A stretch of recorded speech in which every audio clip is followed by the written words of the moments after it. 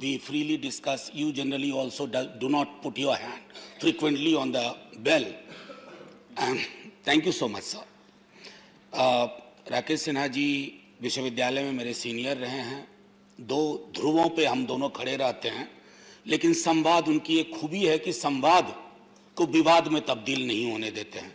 तो पहला शेर अर्ज किया है आपके माध्यम से माननीय मूवर ऑफ द रेजोल्यूशन को, नहीं निगाह में मंजिल तो जुस्तजू ही सही, नहीं विशाल मयस्सर तो आरजू ही सही, न तन में खून फराहम, न तन में खून फराहम, न अश्क आंखों में, नमाज शौक तो वाजिब है बेवजू ही सही। ये फैज का था सर, फैज अहमद फैज का। अब इनको इंडिक ट्रेडिशन में हम कहाँ रखेंगे कि या त्याग देंगे पता नहीं, अब तो फैसला आने वाली पीढ़ियां करेंगी। हमारे दोस्त अमर पटनायक जी ने कुछ मामला आसान किया, कुछ जवाहर सरकार जी ने। देखिए सर, माननीय उपसभापति महोदय, बड़ा मुश्किल दौर है। मिथ हिस्ट्री बन जाता है और हिस्ट्री मिथ बन रहा है। मिथक और इतिहास का फर्क अगर आप मिटाने पे आमादा हैं तो बड़ी मुश्किल होगी। आज तालियां बजेंगी लेकिन कल वो हाथ ही नहीं होंगे ताली बजाने वाले। मैं ग्रैम्शी का जिक्र किया, एंटोनियो ग्रैम्शी मार्क्सिस्ट हैं सर, मार्क्सिस्ट थे, फासिज्म से लड़े।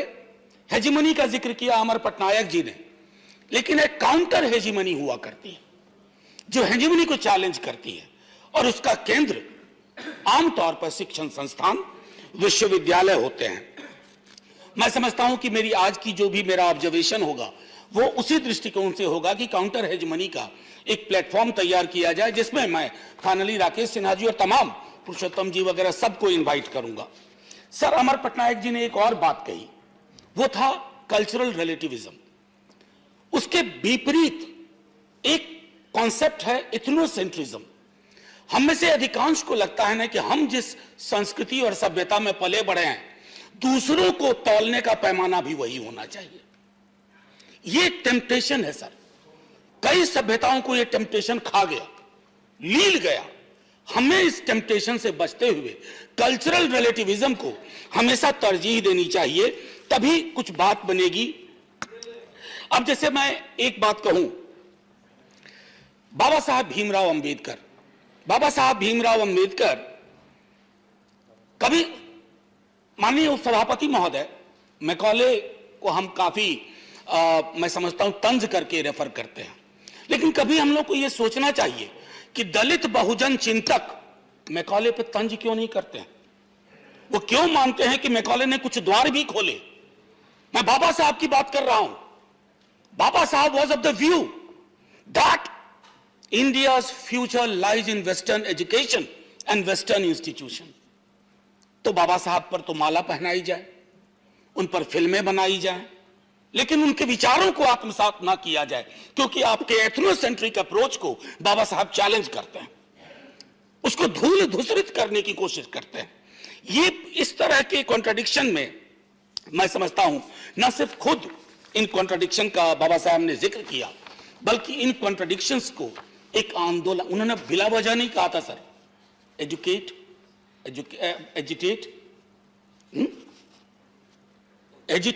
and educate.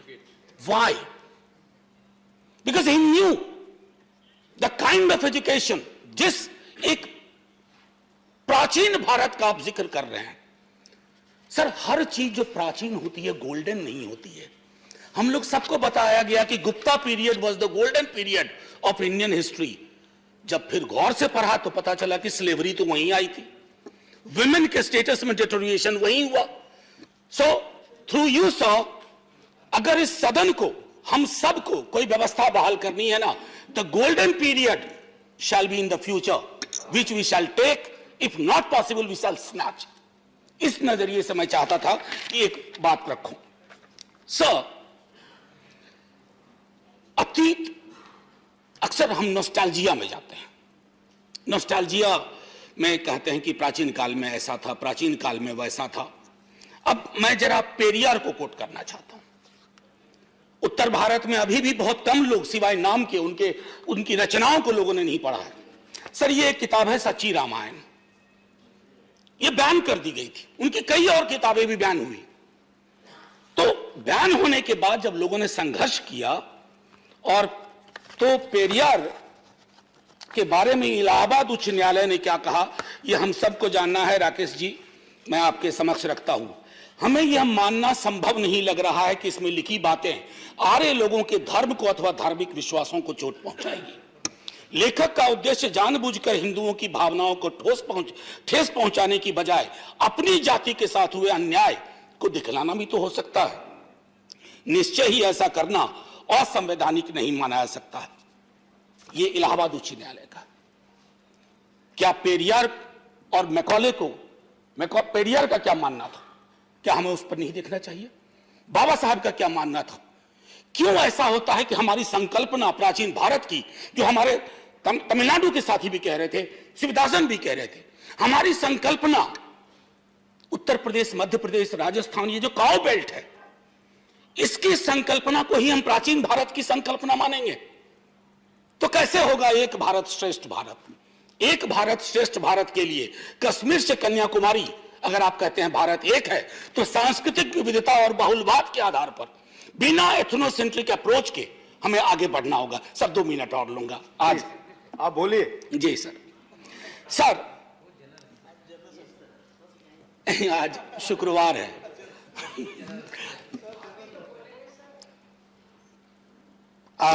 मैंने कहा ना कि अतीत की उल्टे पांव की यात्रा। अब एक चीज होती है क्रिटिकल पेडागॉजी। सर एजुकेशन के कई डिफिनेशन हो सकते हैं, लेकिन अल्टीमेट परिभाषा क्या है? Education should be an instrument for emancipation.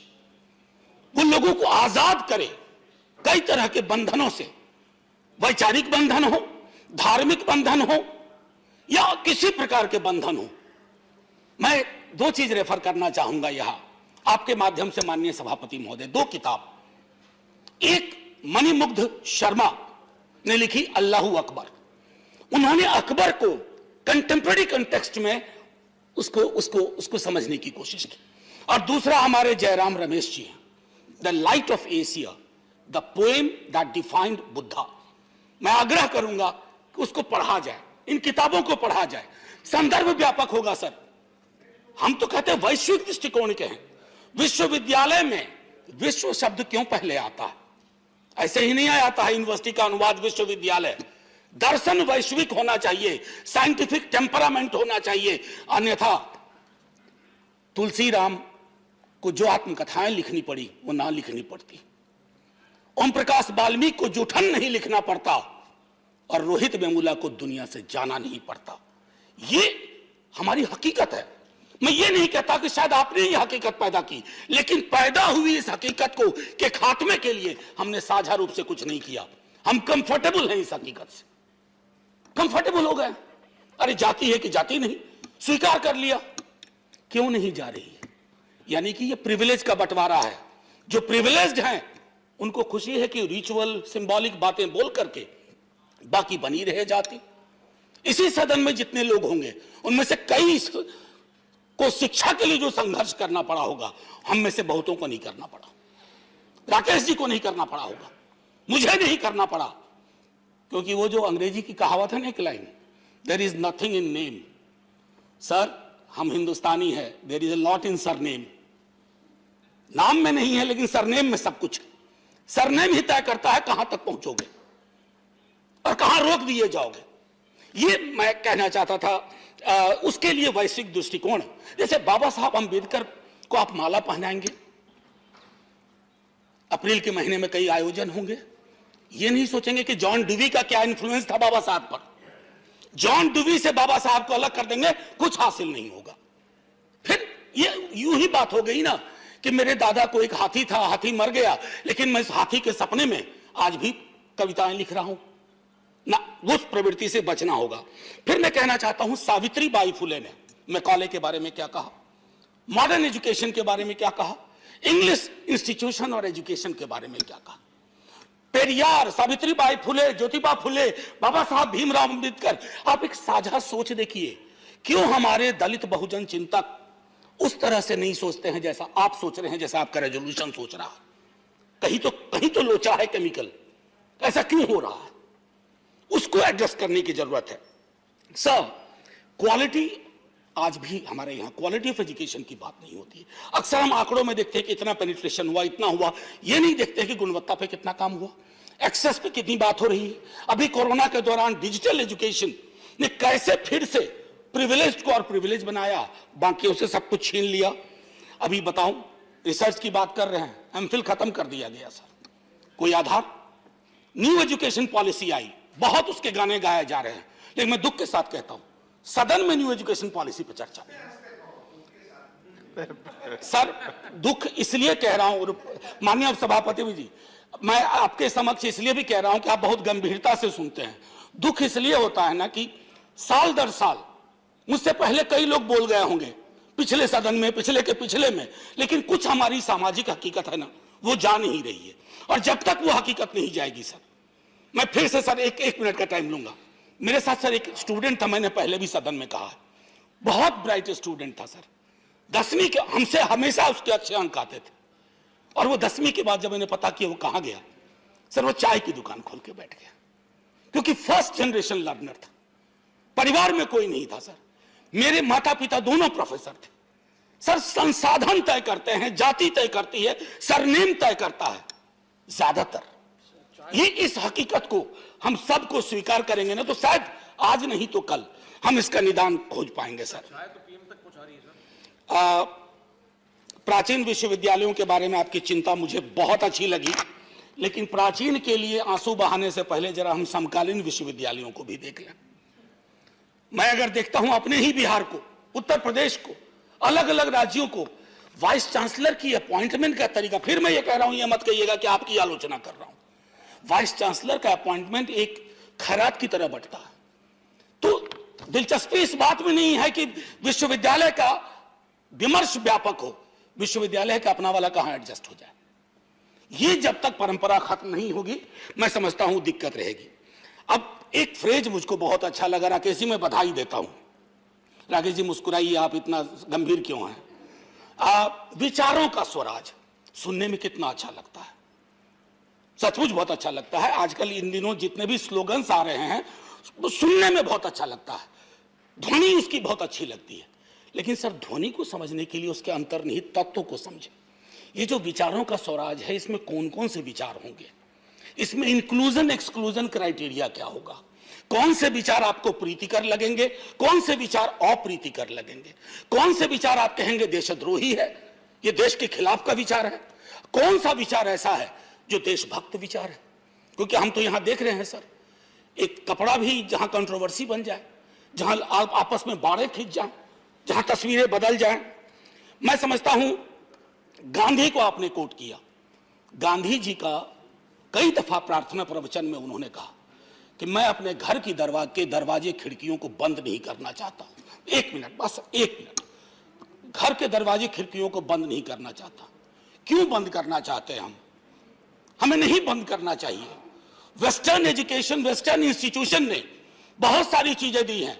मैं तो यह भी मानता हूं कि डेमोक्रेसी का जो स्वरूप हमारा पहले था और जो स्वरूप आज है, क्या उसमें फर्क नहीं है? फर्क है। मैं इसलिए कह रहा हूं कि अगर अपनी ट्रेडिशन पे गर्व जरूर होना चाहिए, लेकिन नजरिया क्रिटिकल होना चाहिए। और गांधी ने कंपोजिट नेशन की भी बात की थी। सर, एक आखिरी कहूंगा, वो इसलिए, and I quote, the resolution ignores Western and Asian imaginings of national histories which have gone beyond the boundaries of the nation. हमने वेस्ट को कितना दिया है इसकी पड़ताल हो, हमने वेस्ट को बहुत दिया है। इसलिए एहसासे कमतरी में नहीं सोचना है माननीय उपसभापति महोदय, और मेरा मानना है कि ऐसी व्यवस्थाएं हों, जैसे रिसर्च इंस्टीट्यूट की जो बात आपने की है वो बहुत बढ़िया है, लेकिन वहां भी ये तय होना चाहिए एक्सक्लूजन इंक्लूजन का क्राइटेरिया क्या है। अगर हम वो नहीं करेंगे तो इंडियननेस के नाम पर कहीं ऐसा ना हो कि एक बहुत संकीर्ण दायरे की सोच में उल्टे पांव की यात्रा करते रहें। और उल्टे पांव की यात्रा के साथ सबसे बड़ी दिक्कत है ना सर, कि आपको पता नहीं होता है कि कब आप खाई में गिर जाते हैं। बस इन्हीं शब्दों के साथ मैं इस रेजोल्यूशन पर अपनी आपत्ति दर्ज कर रहा हूं। इसके कुछ तत्व पर, इसके मर्म पर नहीं, बस व्यवस्थाएं ऐसी हो कि फिर से एजुकेशन कुछ प्रिविलेज्ड वर्गों के हाथ का की मुट्ठी की चीजें ना हो जाए, क्योंकि एजुकेशन ने इमेंसिपेशन के लिए काफी कुछ किया है, उसका डेमोक्रेटाइजेशन हुआ है। अगर इस तरह की पद्धतियों से हम आगे चलेंगे तो वो डेमोक्रेटाइजेशन का प्रोसेस रुक जाएगा सर। और राकेश जी, एक और आपके लिए आखिरी, अब भीख मांगने के तरीके बदल गए, लाजिम नहीं कि हाथ में कासा दिखाई दे। जय हिंद सर। धन्यवाद। माननीय संजय सिंह जी।